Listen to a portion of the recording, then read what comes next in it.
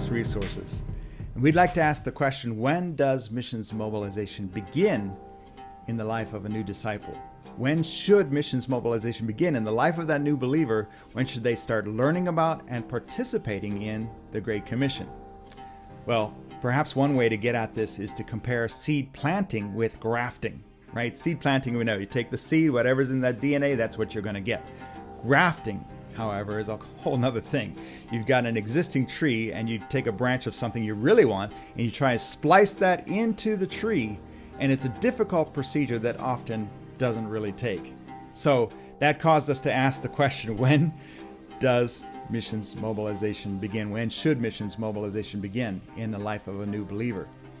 Is it after they've received lots of information and lots of teaching and they're mature?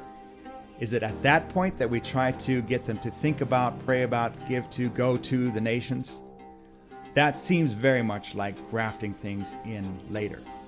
So we believe that missions mobilization begins at the beginning, week one of that new believer's life. They've learned that they have freely received, and now they're freely supposed to give. They understand that to be a disciple means to obey the commands of Christ, hopefully, and one of those commands is go make disciples of all nations.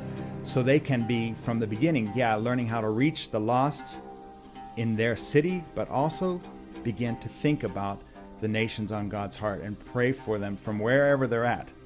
So I was having a conversation years ago with a regional leader who was over the church planting efforts in his region, and we were having a great conversation about missions mobilization. He was very excited about it, but at the end he said something that surprised me. He said, "This is great, but I don't want my disciple makers, church planters, to be distracted by this topic. You just do your thing." And at that time, I didn't have a good answer for him. But now, I would say, if that disciple maker, church planter is successful, what's he going to have on his hands? A community of disciples. And do they read the same Word of God? Do they have the same mandate, capacity, privilege of claiming their inheritance in the nations? Absolutely. So I believe that disciple maker, church planter's job, part of his role, is to help impart that DNA from the beginning. And this is why I love the story of what happened in Mongolia. As I understand it, the disciple makers, church planters there had on their hands a handful of young leaders, and they got them started discipling these folks. But from near the beginning, they also invited them to pray for and learn about unreached people groups. And so after some years, they turned over the leadership to these young leaders and they left. But the young leaders actually called them back and said, "We want to start our missions movement from Mongolia. Can you help us?"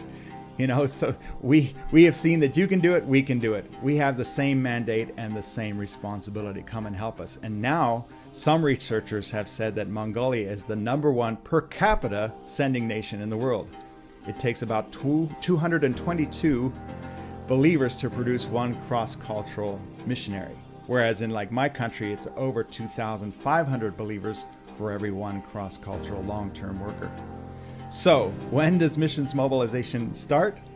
From the beginning, week one of that new believer's life.